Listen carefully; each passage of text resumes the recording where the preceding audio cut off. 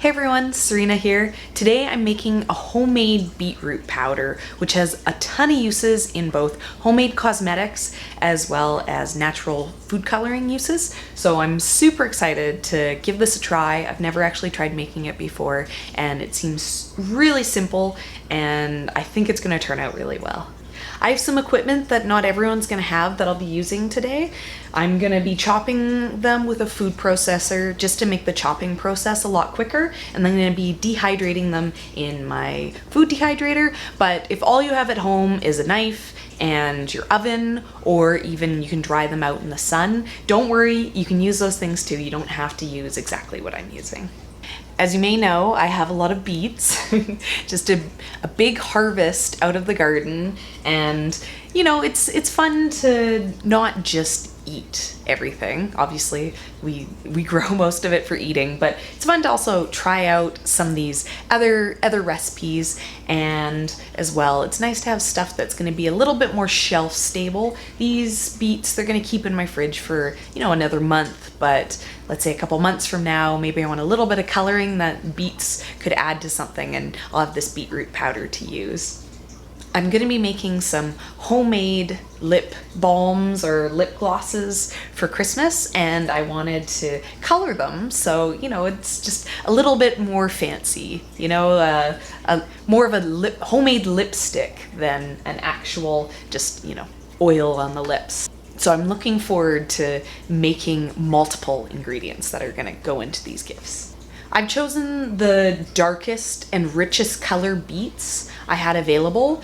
If you have your beets, you'll kind of know what I'm talking about. I can't really show you the color variances that beets come in, just because my beets are all kind of the same color, but there was a few that were a little bit more pink and less of this dark fuchsia coloring. So I chose out the darkest ones possible just to give the richest, deepest color to my beetroot powder.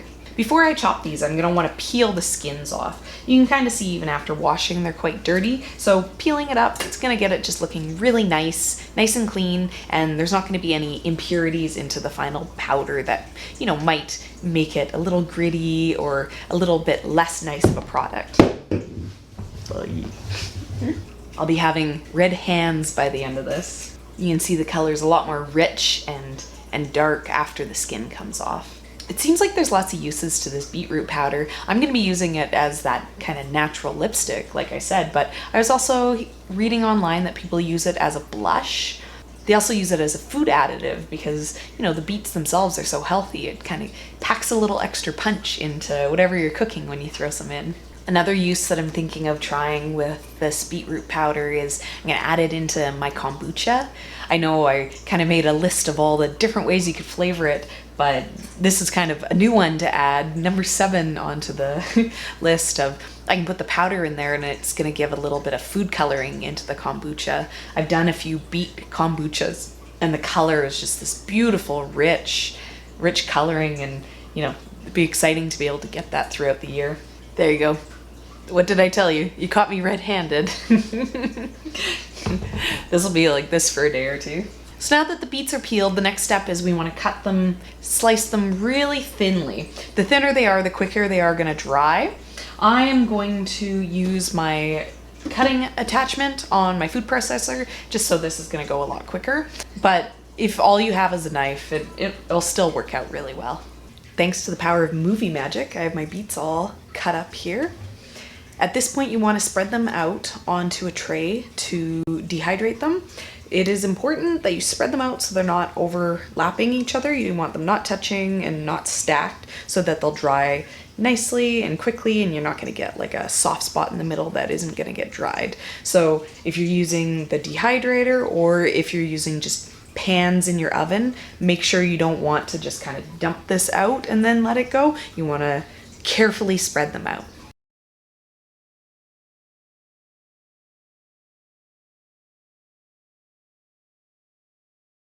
So now I'm going to set the dehydrator to go on overnight. If you're using the oven, you want to set it to the lowest setting that your oven will go to, and then just kind of keep an eye on it. You don't want it to get over dried out when it's in the oven, just because the temperature is going to be a little bit higher probably than an actual dehydrator is going to be.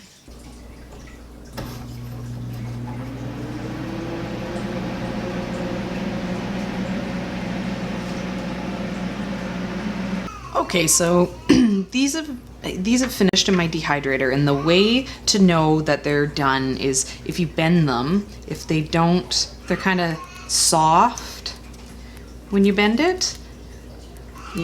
That's not ideal. You definitely don't want it to be able to fold in half without breaking. But if you get one and it makes a crisp noise when you break it, then like that, then it's nice and dry. I'm gonna try grinding this up in my food processor.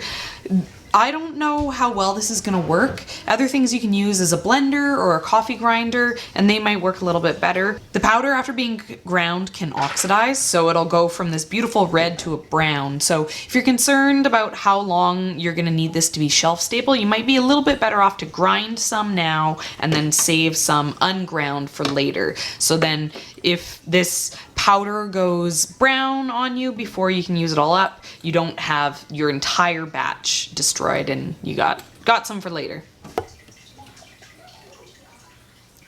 Okay, and there you go. You can see it's gone chopped up pretty nicely, actually. There's still some bigger chunks in there, so if you wanted it to be super fine, you'd probably want to sift it. But because I'm gonna be using multiple purposes for this, I'm happy with this for now. If I need to have a use for this to be any finer, I can always sift it later. Okay, and there we go. 1 jar of beetroot powder, and Lee and I tried it on, and I think it actually looks pretty good. And it's crazy. It tastes like sugar. So it's definitely not anything that, you know, I'd mind having into a cosmetic, and for the food coloring use too, because it just has that little bit of sweetness taste to it. Like, I could see it being really nice. So super stoked on this color. It looks awesome. I just put it on. I haven't done anything, so I don't know what it wears like, but I think it looks pretty good. So yes, yay, awesome product. Everyone should make this. Couple things that I learned while making it. You might want to wear gloves when you're working with the beets if you're not like me who just sits in their house all day and actually has to go out. My hands are stained from working with the beets last night, and the product itself too is probably going to stain. So if you're putting it on your lips or you're putting it into the food, you want to use like a spoon or a brush or something. Another thing is this needs to be 100% dry when you close it up into a sealed jar. If it's not 100% dry and you put it away, when you come back to it, it's going to be moldy. So it's like any dried product. You want to make sure that this is nice and dry before you get it in there. Like I was saying, you want them to be crisp chips before you try chopping them up. I'm also going to be storing mine inside the freezer just to get it a little bit more shelf stable. I do that quite often with dried stuff just to make sure that it's going to last as long as possible. I know I talk about in the garden how everything is not as much effort as it takes. You know, it only takes an hour a day to grow the amount that we do. And projects like this aren't quite on that same efficiency schedule. Loading up this dehydrator and doing up this project, it's taking a chunk of time. This is definitely in the category of slow living, DIY, simple life projects. But that's part of the fun of the whole homesteading idea. You know, the thing that's really exciting about this product is when I have it done, when I have it finished, I'm gonna have a product that if I'm using it for food coloring, if I'm using it for cosmetics, if I'm using it as actual food, it's gonna be something that I know exactly where it came from. It's gonna be something that I've followed the life of it all the way from just a tiny seed into the garden. I know how it's grown, so I know that the chemicals on there are things that I'm comfortable with. There's no surprises, and you know, that's a really nice feeling. And also to have these products in your everyday life that you can look at and you have this excitement that connected to it, to know that, you know, it's come from your efforts.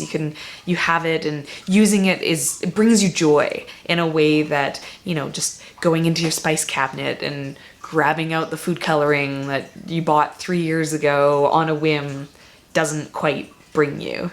So You know, obviously this project isn't what everyone should use up their beet crop for, but you know, it definitely is a feel-good project, and I hope that you guys would try it. So if you're all here because you're thinking of trying out beetroot powder, let me know below in the comments if I've inspired you. Go down there, give me a thumbs up, a like if this has been helpful. And if you are a subscriber, then I will see you again tomorrow. Have a good day.